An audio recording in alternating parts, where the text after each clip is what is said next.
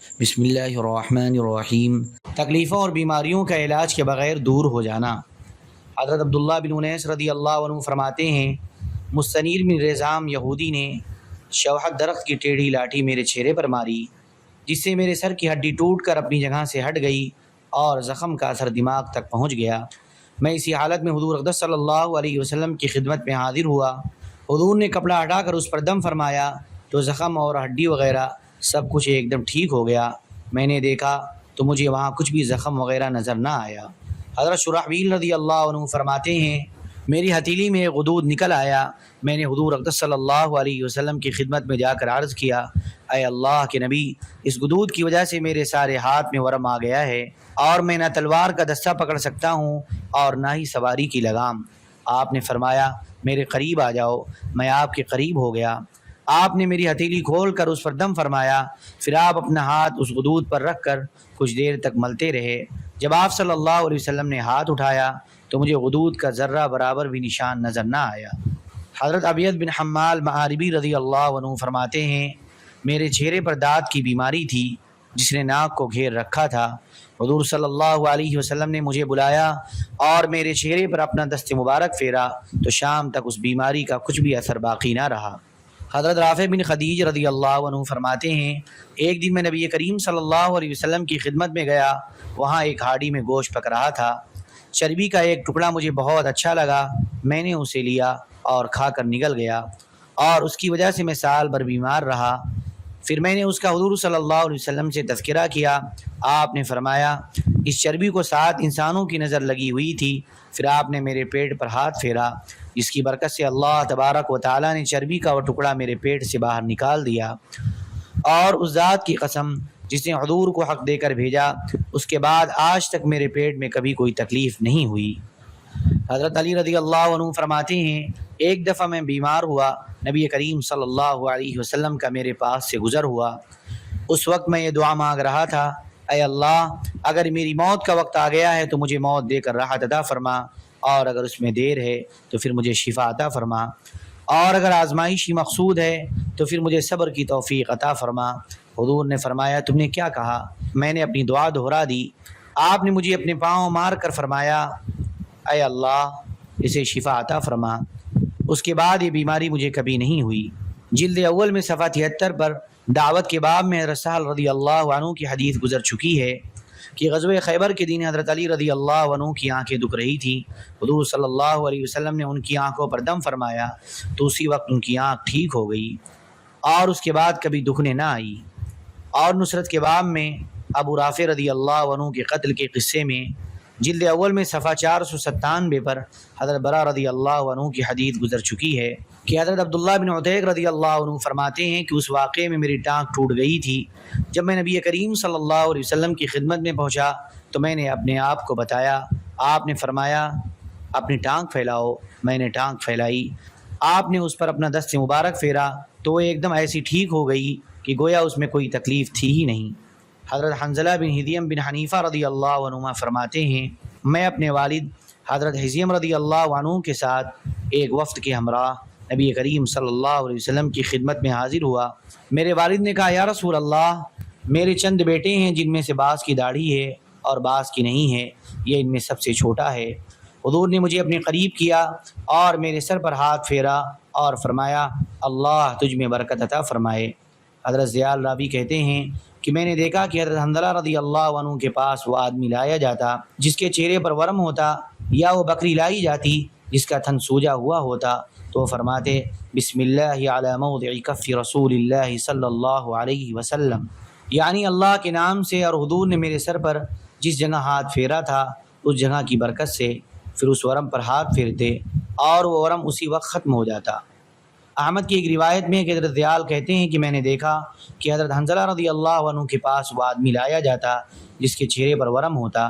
حضرت حنظلہ کہتے، بسم اللہ، پھر اپنے سر پر اس جگہ ہاتھ پھیرتے جہاں حضور نے ہاتھ رکھا ہوا تھا، پھر اپنے ہاتھ پر دم فرماتے، پھر ورم والی جگہ پر اپنا ہاتھ پھیرتے تو ورم اسی وقت چلا جاتا۔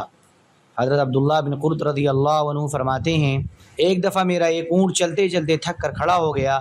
میں حضرت خالد بن ولید رضی اللہ عنہ کے ساتھ تھا۔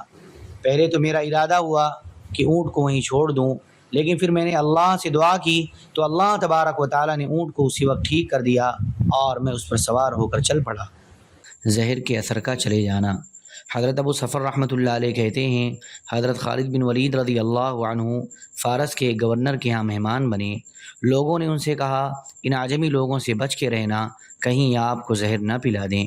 انہوں نے فرمایا ذرا وہ زہر میرے پاس لے آؤ۔ لوگ زہر لے آئے، انہوں نے وہ زہر ہاتھ میں لیا اور بسم اللہ پڑھ کر سارا نگل گئے، ان پر زہر کا کچھ بھی اثر نہ ہوا۔ صحابہ کی روایت میں یہ ہے کہ زہر حضرت خالد رضی اللہ عنہ کے پاس لایا گیا، انہوں نے اسے اپنی ہتھیلی پر رکھا اور بسم اللہ پڑھ کر اسے پی گئے، ان پر اس کا کچھ بھی اثر نہ ہوا۔ حضرت الجوش زبانی رضی اللہ عنہ وغیرہ حضرات فرماتے ہیں عمرو ابن بقیلہ کے ساتھ اس کا ایک خادم تھا جس کی پیٹی میں ایک تھیلی لٹکی ہوئی تھی۔ حضرت خالد رضی اللہ عنہ نے وہ تھیلی لی اور اس میں جو کچھ تھا وہ اپنی ہتھیلی پر ڈالا اور عمرو سے کہا اے عمرو یہ کیا ہے؟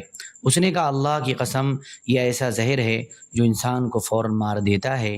حضرت خالد نے کہا تم نے زہر اپنے ساتھ کیوں رکھا ہوا ہے؟ اس نے کہا مجھے یہ خطرہ تھا کہ آپ لوگوں کو میری رائے کے خلاف فتح مل جائے گی، میں اس سے پہلے ہی زہر کھا کر مر جاؤں گا، کیونکہ یوں خودکشی کر لینا مجھے اپنی قوم اور اپنے شہر والوں کی ذلت آمیز شکست کا ذریعہ بننے سے زیادہ محبوب ہے۔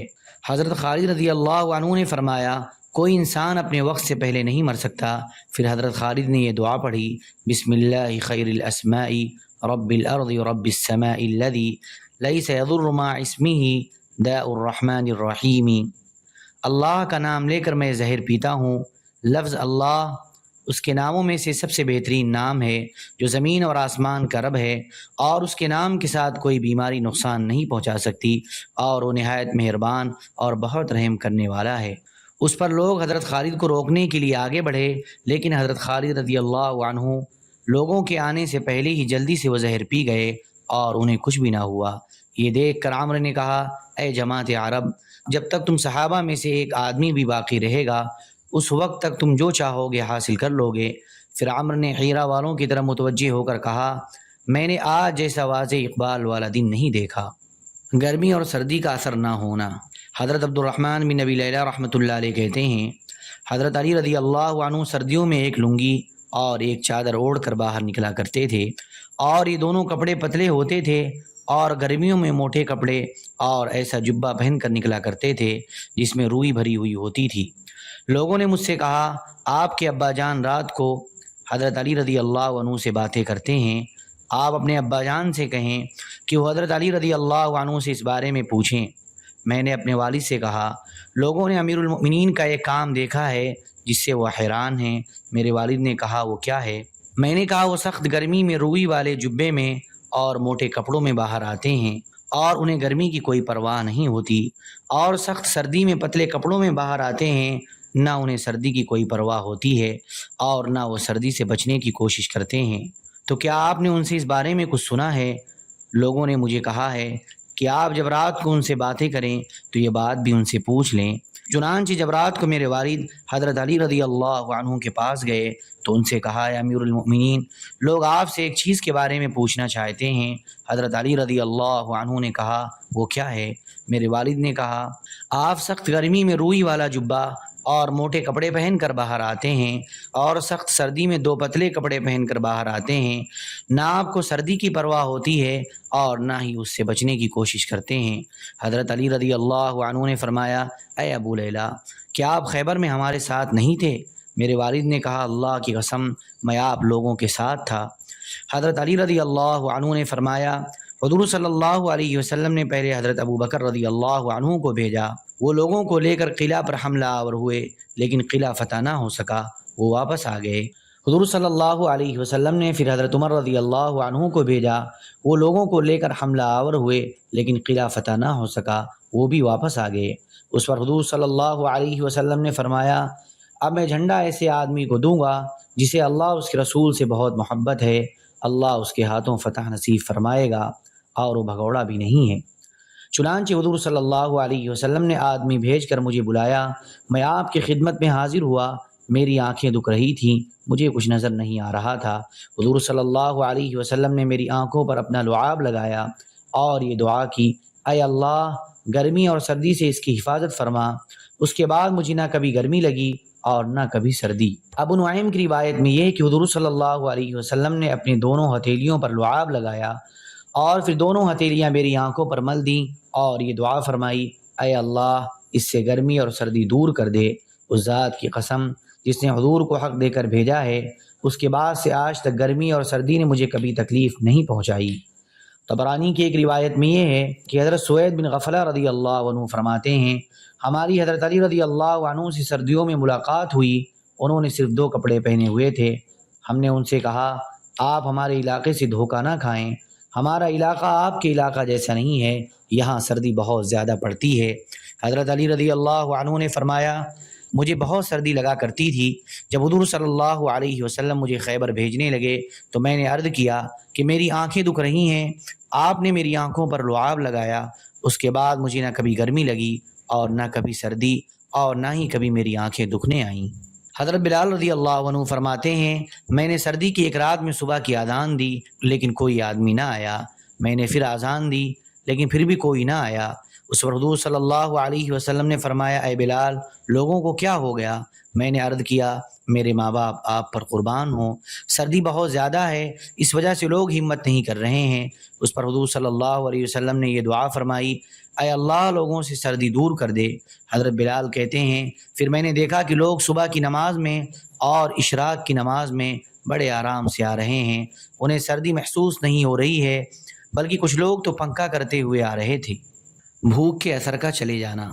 حضرت عمران بن حسین رضی اللہ عنہما فرماتے ہیں، ایک مرتبہ میں حضور صلی اللہ علیہ وسلم کے پاس بیٹھا ہوا تھا کہ اتنے میں حضرت فاطمہ رضی اللہ عنہا آئیں اور آ کر حضور صلی اللہ علیہ وسلم کے سامنے کھڑی ہو گئیں۔ حضور نے فرمایا، اے فاطمہ قریب آ جاؤ۔ وہ قریب آ گئیں۔ حضور نے فرمایا، اے فاطمہ اور قریب آ جاؤ۔ وہ اور قریب آ گئیں۔ حضور نے فرمایا، اے فاطمہ اور قریب آ جاؤ۔ وہ بالکل قریب ہو کر سامنے کھڑی ہو گئیں۔ میں نے دیکھا کہ ان کے چہرے پر بھوک اور کمزوری کی وجہ سے زردی چھائی ہوئی ہے اور خون کا نام و نشان نہیں ہے۔ اس وقت تک عورتوں کے لیے پردے کا حکم نہیں آیا تھا۔ حضور صلی اللہ علیہ وسلم نے اپنی انگلیاں پھیلا کر ہاتھ ان کے سینے پر رکھا اور سر اٹھا کر یہ دعا کی، اے اللہ، اے بھوکوں کا پیٹ بھرنے والے، اے حاجتوں کو پورا کرنے والے اور اے گرے پڑے لوگوں کو اونچا کرنے والے، محمد کی بیٹی فاطمہ کو بھوکا مت رکھ۔ میں نے دیکھا کہ حضرت فاطمہ رضی اللہ عنہا کے چہرے سے وہ زردی چلی گئی اور خون کی سرخی آ گئی۔ پھر میں نے اس کے بعد حضرت فاطمہ رضی اللہ عنہا سے پوچھا، انہوں نے کہا، اے عمران اس کے بعد مجھے کبھی بھوک نہیں لگی۔ بڑھاپے کے اثر کا چلے جانا۔ حضرت ابو زید انصاری رضی اللہ عنہ فرماتے ہیں، حضور صلی اللہ علیہ وسلم نے مجھ سے فرمایا، میرے قریب آ جاؤ۔ آپ نے میرے سر پر ہاتھ پھیرا اور یہ دعا فرمائی، اے اللہ اسے خوبصورت بنا دے اور پھر اس کی خوبصورتی ہمیشہ باقی رکھ۔ راوی کہتے ہیں، حضرت ابو زید رضی اللہ عنہ کی عمر 100 سال سے زیادہ ہو گئی تھی اور ان کی داڑھی میں تھوڑے سے سفید بال تھے اور ان کا چہرہ کھلا رہتا تھا اور موت تک ان کے چہرے پر جھریاں نہیں پڑی تھیں۔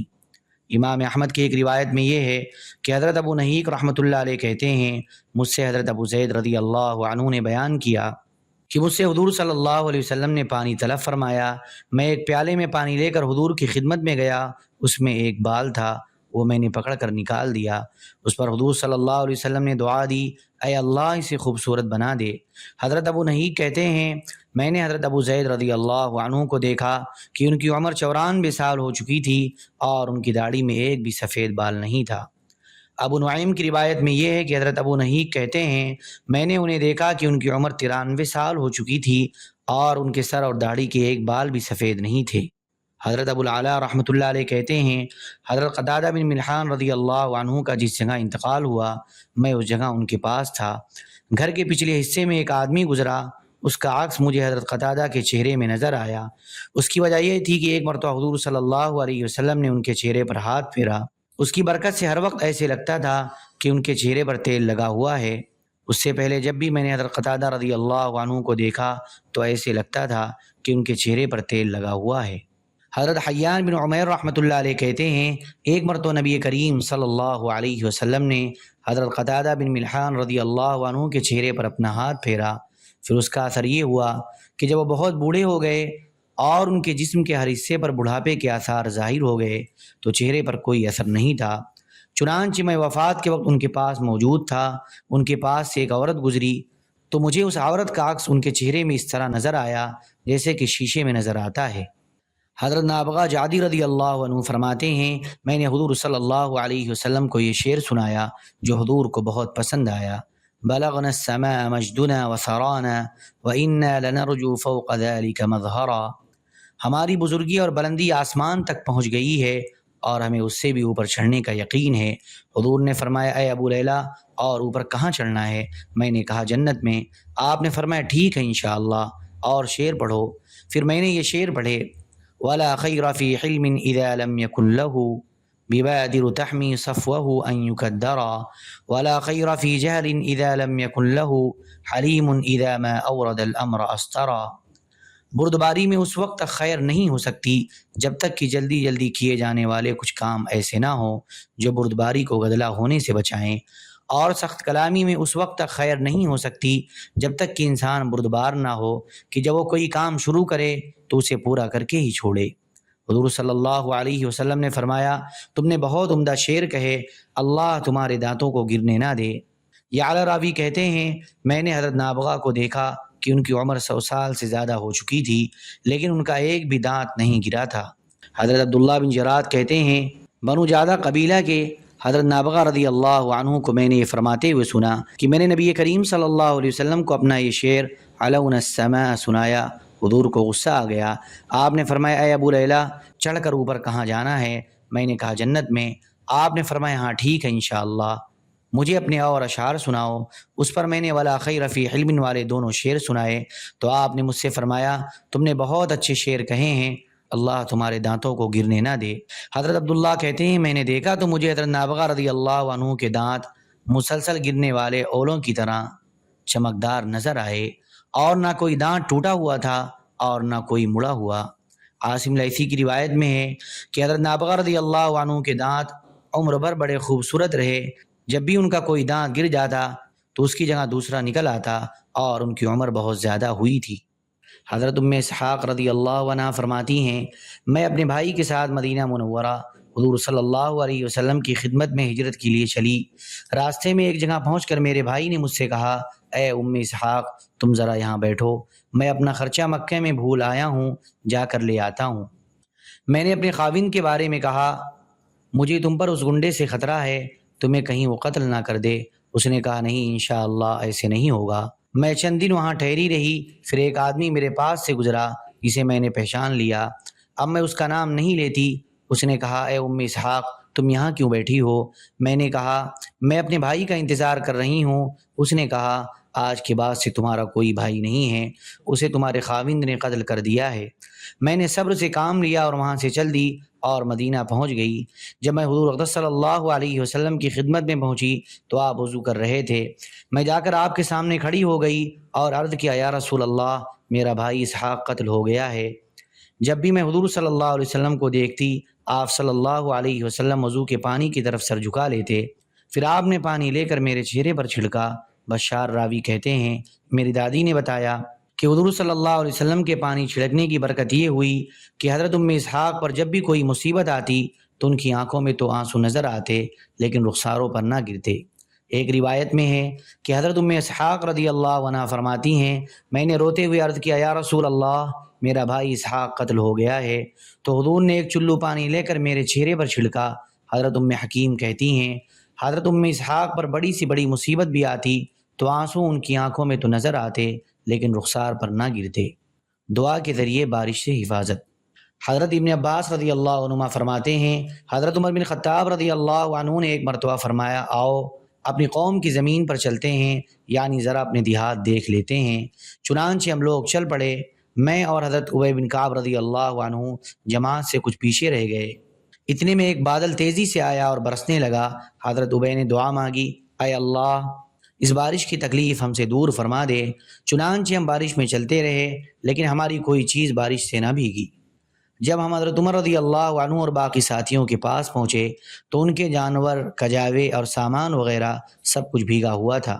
حضرت عمر رضی اللہ عنہ نے فرمایا ہمیں تو راستے میں بہت بارش ملی تو کیا آپ لوگوں کو نہیں ملی؟ میں نے کہا ابو المنذر یعنی حضرت ابی رضی اللہ عنہ نے اللہ سے یہ دعا کی تھی کہ اس بارش کی تکلیف ہم سے دور فرما دے۔ حضرت عمر رضی اللہ عنہ نے فرمایا تم لوگوں نے اپنے ساتھ ہمارے لیے دعا کیوں نہیں کی؟ ٹہنی کا تلوار بن جانا۔ حضرت زید بن اسلم وغیرہ حضرات فرماتے ہیں جنگ بدر کے دن حضرت عکاشہ بن محصن رضی اللہ عنہ کی تلوار ٹوٹ گئی تھی۔ حضور صلی اللہ علیہ وسلم نے ان کو درخت کی ایک ٹہنی دی جو ان کے ہاتھ میں جاتی ہی کاٹنے والی تلوار بن گئی، جس کا لوہا بڑا صاف اور مضبوط تھا۔ دعا سے شراب کا سرکہ بن جانا۔ حضرت خیثمہ رحمۃ اللہ علیہ کہتے ہیں حضرت خالد بن ولید رضی اللہ عنہ کے پاس ایک آدمی آیا، اس کے پاس شراب کی ایک مشک تھی۔ حضرت خالد نے دعا کی اے اللہ اسے شہد بنا دے، چنانچہ وہ شراب اسی وقت شہد بن گئی۔ دوسری روایت میں یہ ہے کہ حضرت خالد رضی اللہ عنہ کے پاس سے ایک آدمی گزرا جس کے پاس شراب کی ایک مشک تھی۔ حضرت خالد نے پوچھا یہ کیا ہے؟ اس آدمی نے کہا سرکہ ہے۔ حضرت خالد نے کہا اللہ اسے سرکہ ہی بنا دے۔ لوگوں نے اسے دیکھا تو واقعی وہ سرکہ ہی تھا، حالانکہ اس سے پہلے وہ شراب تھی۔ ایک روایت میں یہ ہے کہ حضرت خالد کے پاس سے ایک آدمی گزرا جس کے پاس شراب کی مشک تھی۔ حضرت خالد نے اس سے پوچھا یہ کیا ہے؟ اس نے کہا شہد ہے۔ حضرت خالد نے دعا کی اے اللہ اسے سرکہ بنا دے۔ وہ آدمی جو اپنے ساتھیوں کے پاس واپس پہنچا تو اس نے کہا میں آپ لوگوں کے پاس ایسی شراب لے کر آیا ہوں کہ اس جیسی شراب عربوں نے کبھی نہیں پی ہوگی۔ پھر اس آدمی نے مشک کھولی تو اس میں سرکہ تھا، تو اس نے کہا اللہ کی قسم اس کو حضرت خالد کی دعا لگی ہے۔ قیدی کا قید سے رہا ہو جانا۔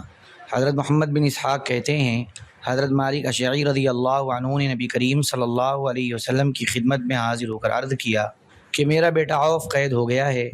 حضور صلی اللہ علیہ وسلم نے فرمایا اس کے پاس یہ پیغام بھیج دو کہ حضور اسے فرما رہے ہیں کہ ولا حول ولا قوت الا باللہ کثرت سے پڑھے۔ چنانچہ قاصد نے جا کر حضرت عوف رضی اللہ عنہ کو حضور صلی اللہ علیہ وسلم کا پیغام پہنچا دیا۔ حضرت عوف رضی اللہ عنہ نے لا حول ولا قوت الا باللہ خوب کثرت سے پڑھنا شروع کر دیا۔ کافروں نے حضرت عوف رضی اللہ عنہ کو تانت سے باندھا ہوا تھا، ایک دن وہ تانت ٹوٹ کر گر گئی تو حضرت عوف رضی اللہ عنہ قید سے باہر نکل آئے۔ باہر آ کر انہوں نے دیکھا کہ ان لوگوں کی اونٹنی وہاں موجود ہے۔ حضرت عوف رضی اللہ عنہ اس پر سوار ہو گئے۔ آگے گئے تو دیکھا کہ ان کافروں کے سارے جانور ایک جگہ جمع ہیں۔ انہوں نے ان جانوروں کو ایک آواز لگائی تو سارے جانور ان کے پیچھے چل پڑے، اور انہوں نے اچانک اپنے ماں باپ کے گھر کے دروازے پر جا کر آواز لگائی تو ان کے والد نے کہا رب کعبہ کی قسم یہ تو عوف ہے۔ ان کی والدہ نے کہا ہائے یہ عوف کیسے ہو سکتا ہے؟ عوف تو تانت کی تکلیف میں گرفتار ہے۔ بہرحال والد اور خادم دوڑ کر دروازے پر گئے تو دیکھا کہ واقعی حضرت عوف رضی اللہ عنہ موجود ہیں اور سارا میدان اونٹوں سے بھرا ہوا ہے۔